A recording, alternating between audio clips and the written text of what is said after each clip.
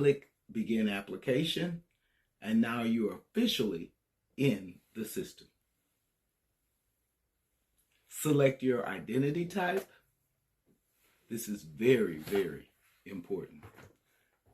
If you're sole proprietor, LLC, a corporation, or a church/religious organization, SI Cherr's Church Network.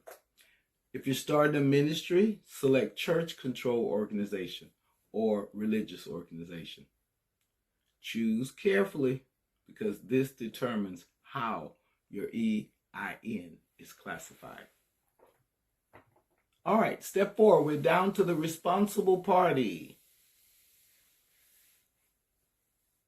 This is the person who controls and manages the organization, usually you as the founder or me as the pastor and bishop. And you'll need to put the full name, the social security number. This step connects the EIN to a real person for legal accountability. It has a purpose.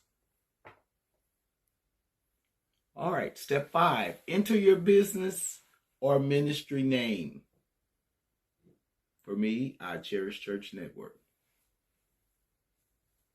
So you type that in exactly how you want it to appear legally. And make sure you spell it correctly because the name is to be tied to your EIN number permanently. So do a checks and balances. Go back and check. 6, add your address and details. So your mailing address, your location, this is where the IRS will send you your official confirmation letter. You'll also answer basic questions like, what does your organization do? That's your mission statement, vision statement.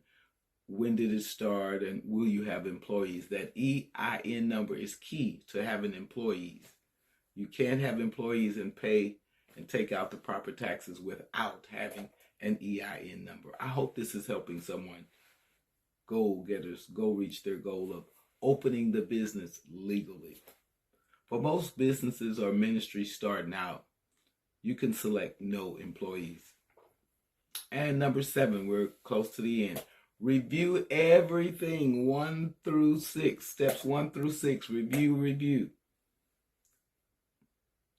And submit your application.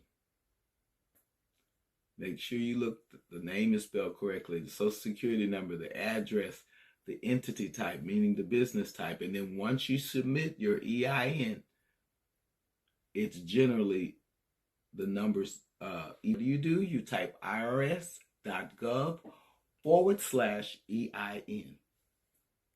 And then you select Apply Now.